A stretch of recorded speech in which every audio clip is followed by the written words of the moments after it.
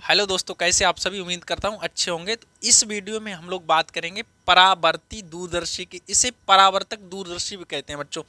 जो अपवर्ती दूरदर्शी होती है उसका वीडियो इस चैनल पे ऑलरेडी पड़ा हुआ है। इसे 10,000 लोग अपना प्यार दिखा चुके हैं। आप भी जाएं उस वीडियो को देखें। ठीक है, तो हम लोग यहाँ पे बात करते हैं परावर्ती दूरदर्शी की। हम लोग समझने की कोशिश करते हैं इसमें बेटा क्या है। जैसे हमारा जो अभिदर्शक लेंस होता है, हाँ, अभिदर्शक लेंस आपको बता दें क्या होता है। अगर वो दूरदर्शी आपने पढ़ी होगी तो आपको समझ में आई होगी चीज़ें। जो अपवर्ती दूरदर्शी है उसमें बच्चों एक अभिदर्शक लेंस होता है जिसे हम लोग वस्तु की ओर रखते हैं, राइट।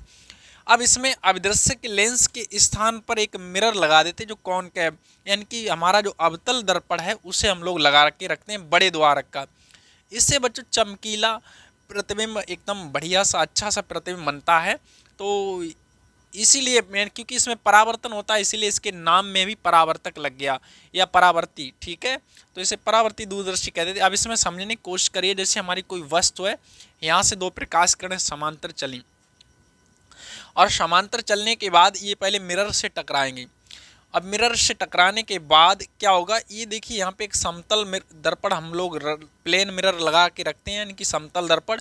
ये 45 डिग्री से झुका रहता है, जो हमारी मुख्य एक्सिस है इससे 45 डिग्री से झुका रहता है। अब ये जो फोकस से कुछ पहले ही लगा के रखते हैं, फोकस बिंदु से एक थोड़ा पहले लगा के रखते हैं।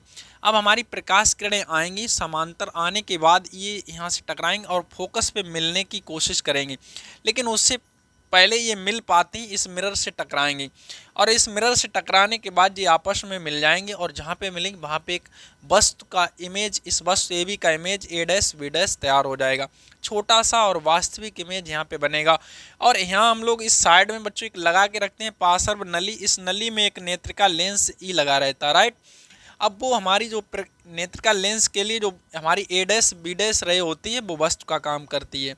ठीक, तो ये सारी चीज़ें हम यहाँ पे बना दे रहे हैं, फिर आपको दिखाने की कोशिश कर रहे हैं। ठीक है, कोशिश कर दी इसने, है ना। अब ध्रुव से टकरा गई। अब यहाँ से एक प्रकाश किरण ये जो है जो यहाँ से चलेगी और ये दोनों प्रकाश किरण यहाँ से परावर्तन के पश्चात क्या होंगी, फोकस पे मिलने की कोशिश करेंगे। इससे पहले कि ये फोकस पे मिल पाती मिरर आके बीच में आ पड़ गया, तो ये मिरर से टकरा गई, राइट। तो टकरा देते हैं हम लोग, जल्दी से टकरा गई। वैसे ये जो मिरर है हमारा फोकस से कुछ पहले रखा, नहीं तो ये जाके फोकस पे मिल जाती। अब वो मिलने ही नहीं दिया उसने, उससे पहले मिरर पे टकरा गई।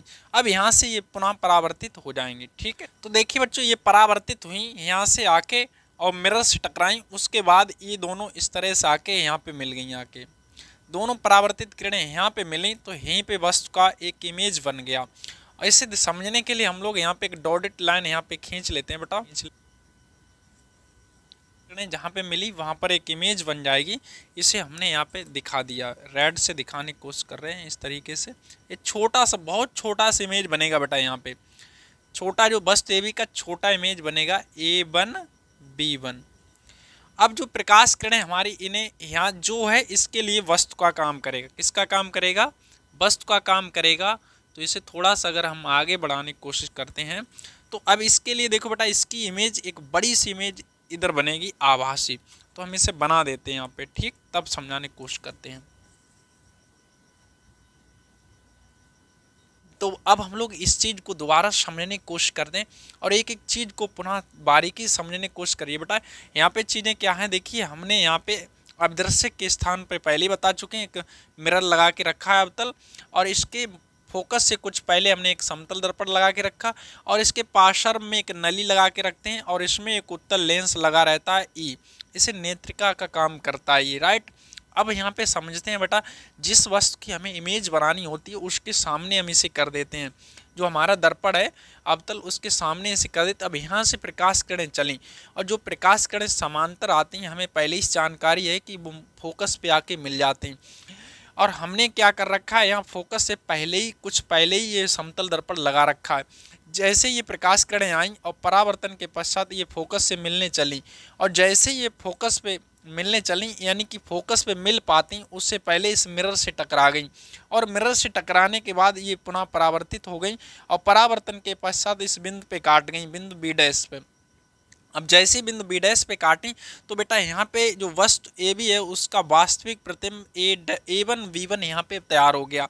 अब ये प्रतिबिंब ए वन बी वन इस नेत्रिका के लिए वस्तु का काम करेगा, जिससे हमने यहाँ से अब हमें प्रकाश इसे डॉट डॉट करके पीछे बढ़ाया तो A2 V2 इसी वस्तु का यानी कि एक बड़ा सा प्रतिबिंब यहाँ पे हमें प्राप्त हो जाएगा। और ये जो प्रतिबिंब बेटा बनेगा हमारा कैसा होगा, आभासी होगा। कैसा होगा, आभासी होगा। तो ये अंतिम प्रतिबिंब अपना यहाँ पे आके बनेगा, राइट। तो उम्मीद करता हूँ आप, और ये हमारी आँख है, सीधी इस वस्तु को देख पाएगी। ये देखिए बच्चों कितनी खूबसूरत आँख है, आ हा मज़ा आ गया, है ना। तो यहाँ से हम लोग देखें बड़ी चमकीली वस्तु, मज़ा आ जाएगा। तो देखिए चमकीली का मतलब ये है बेटा, यहाँ पे ये चमकीली बनाने के लिए ये परावर्ती हमने बताया पहले, इस चमकीली वस्तु बनाने, इमेज बनाने के लिए इसका उपयोग करते हैं हम लोग। इसमें प्रतिबिंब और भी इसकी कंडीशन है, हम दोष इसे फ़ायदे हैं, क्या क्या फ़ायदे हैं हम लोग उनकी चर्चा करने वाले हैं। आप बने रहिए हमारे साथ। तो अगर कहता है इसकी, हम लोग क्या कहता है इसकी रचना के बारे में बात करें, फिर इसके प्रतिबिंब कैसा बनता है, इस चीज़ों को समझाना है तो हम बड़े आराम से समझा पाएंगे। तो हम लोग यहाँ पे रचना और इसके प्रतिबिंब कैसे बना वो चीज़ों को हम लोग बता देते हैं। ऐसे आँखें चकाचौंध हो गई का काला काला देख के, रुक जाओ जरा, घबराना नहीं है ना। यहाँ पे सुनिए बात को, समझिए, कोशिश करिए। यहाँ पे देखिए जो दिखा है भाई लिखा है, रचना में कुछ नहीं है भाई, जो दिखा भाई लिखा। क्या लिखा है इसमें पूरा पढ़ लेते हैं हम लोग एक बार।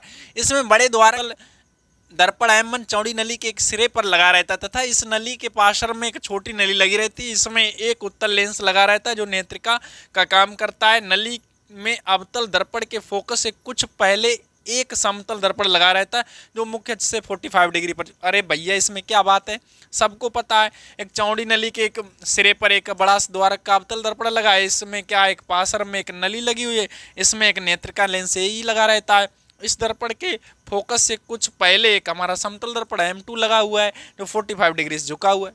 कोई दिक्कत, कोई दिक्कत नहीं। दूसरी बात क्या, प्रतिबिंब का बनना सीख लेते हैं। इस दूरदर्शी द्वारा जिस वस्तु का प्रतिबिंब बनाना होता है उस वस्तु की ओर अवतल दर्पण का द्वारक कर देते हैं, जिससे वस्तु से चलने वाली प्रकाश किरणें परावर्तन के पश्चात मुख्य फोकस की ओर फोकसित हो जाती हैं और फोकस पर मिलने से पहले नली में लगे समतल दर्पण से टकराकर परावर्तित हो जाती हैं, जिससे वस्तु AB का वास्तविक प्रतिबिंब A1 B1 बनता है जो नेत्रिका E के लिए वस्तु का काम करता है, जिसके द्वारा इसका आभासी प्रतिबिंब A2 V2 बनता है। बात समझ लेते हैं हम लोग यहाँ पे।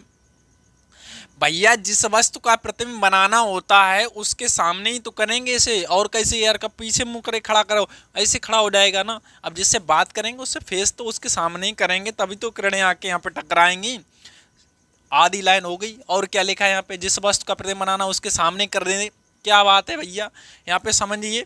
तो जिस वस्तु का इमेज बनाना है उसके सामने इसका द्वारक कर दिया। यहाँ से चलने वाली प्रकाश किरणें समांतर चलें जो मुख्य अक्ष पे क्या हो, इसके मुख्य फोकस पे फोकसित होंगी।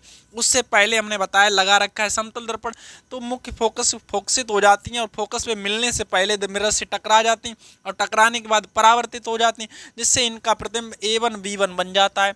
और जो नेत्रिका के लिए वस्तु का काम करता है इसका प्रतिबिंब A2 V2 आभासी प्रतिबिंब तैयार हो जाता है। बोली ध्यान पे देखिए, आप समझिए, कोई दिक्कत नहीं और कोई समस्या नहीं आने वाली और आराम से आप इसे छाप सकते हैं। ठीक, सवाल उठता है कि इसे हमने क्यों बनाया। हमारे पास जो अपवर्ती दूरदर्शी थी उसी पे हम काम चलाते, इसे हमने कहा इसमें माथापच्ची करी दुनिया भर। तो आइए हम लोग समझ लेते हैं इस चीज़ों को। देखिए इसके कई फायदे हैं। फायदे क्या हैं, देखिए पहला फायदा ये है कि प्रकाश अवशोषण इससे कम होता है, जिससे कि इसमें चमकीला प्रतिबिंब बनता है। सबको ही चाहेगा हमारा चमकीला प्रतिबिंब बने, अच्छी बात है, पहला काम हो गया। बरड़ विपतन दोष, इसमें बच्चों एक दोष होता है बरड़ विपतन, इसमें ये नहीं होता है। दूसरा दोष गोलीय विपतन दोष। ये क्या है अभी हम समझाते हैं। बरड़ विपतन और गोलीय विपतन, इन पे चर्चा कर लेते हैं पहले। देखिए बरड़ दोष की, तो इसमें बरड़ विपतन दोष क्या है, यहाँ पे चीज़ों को समझने की कोशिश करिए। जैसे हमने क्या किया, किसी रंगीन किसी सादा वस्तु की इमेज ली बरड़ विपतन की, तो बेटा देखिए यहाँ पे बरड़ विपतन की बात कर लेते हैं। जैसे बरड़ विपतन में क्या होता है, जैसे कोई प्रकाश किरण आई और मिरर से टकराने के बाद परावर्तित हो जाती है, इसमें कोई दिक्कत नहीं है। जैसी वस्तु का इमेज लिया वैसी बना। अब हमने किसी सादा वस्तु की इमेज बनाने की कोशिश की, मतलब श्वेत वस्तु है एक तरीके से, तो उसकी इमेज ली और उसकी इमेज लेंगे किससे, परावर्ती दूरदर्शी, तो जैसी है वैसी बनेगी। लेकिन भाई अगर हम अपवर्ती दूरदर्शी जो हमारी है उससे अगर हम काम चलाते तो उसमें रंगीन दिखने लगती है, बड़ी समस्या। मतलब है सादा टाइप की दिख रही रंगीन, कारण क्या रहता है, जब श्वेत प्रकाश उसमें लेंस से गुजरता है तो वहाँ पे अपवर्तन हो जाता है, और अपवर्तन जो उसमें लेंस लगा रहता है, जब किसी प्रकाश का अपवर्तन होता है तो अपवर्तनांक उसका होता है अलग अलग, जो श्वेत प्रकाश उनके लिए अलग अलग काम करेगा आयन का वैल्यू, जिसके लिए उनके जो अपने रंगों में बट जाती हैं तो कलर में डिवाइड हो जाए, इससे वस्तु रंगीन दिखने लगती है। तो इस दोष को हम लोग बोलते हैं बरड़ विपतन दोष। आई होप आपके समझ में आई होंगी चीज़ें। तो ये दोष हो जाता है, लेकिन इसमें ये दोष नहीं होता है, राइट। दूसरा है गोलीय विपतन का दोष होता है। गोलीय विपतन का मतलब बच्चों ये होता है कि उसमें जो प्रकाश किरणें आएंगी जो कलर्स वाली अलग अलग, तो अलग अलग विक्षेपित होंगी, तो अलग अलग तरीके से मिलेंगी। तो मतलब अगर हम किसी बिंदु टाइप का, उसमें किसी बिंदु टाइप की वस्तु है, उसकी हम अगर इमेज बना रहे हैं किससे, अपवर्ती दूरदर्शी से, अपवर्ती दूरदर्शी, तो वहाँ से वो प्रकाश किरणें चली, अब श्वेत प्रकाश किरणें चली, राइट। अब चलने के बाद वो लेंस से गुजरी, तो गुजरेंगी तो ऐसे में बच्चा क्या होगा, तो गुजरने के बाद वो अपने अभी भी रंगों में बट जाएंगी। अब अलग अलग कलर का मतलब जो होता है वो अलग अलग तरीके से हमारा जो हमारा कोण होता है, विचलन कोण सबके लिए अलग अलग होगा, तो अलग अलग तरीके से विचलित हो जाए। तो अगर हम किसी गोल वस्तु की भी इमेज ना बड़ी लंबी थोड़ी सी दिखाई देता, अरे तो बताओ ये भी एक प्रॉब्लम है कि नहीं। तो ये हमारा है गोलीय विपतन, जबकि इसमें ऐसा नहीं होता, जब इसमें कलर ही डिवाइड नहीं होंगे तो गोलीय विपतन होगा कहाँ। और अगर गोलीय विपतन होता है तो हम लोग परवलय कारक जो हमारे दर्पण होते हैं उनसे हम लोग फ़ायदा उठा के और इस दोष को थोड़ा बहुत उसे बिल्कुल कम कर देते हैं। कितना लंबा फ़ायदा। एक और बच्चों फ़ायदा यहाँ से है, देखिए खजाने में बचत हो रही है। इसमें खजाने में क्या बचत हो रही है, इसमें लगा जो अवतल दर्पण है, ये अवतल दर्पण है, और उसमें जो अपवर्ती दूरदर्शी में हम लेंस लेते हैं उसकी तुलना में आसानी से बनाया जा सकता है। आसानी से बनाने के साथ साथ इसे बनाने में जो खर्चा भी कम होता है, यानी कि ये खर्चीला कम होता है। आई होप आपको चीज़ें समझ में आई होंगी। तो चलिए मिलते हैं हम लोग अगले वीडियो में, तब तक के लिए अपना ख्याल रखिए, धन्यवाद।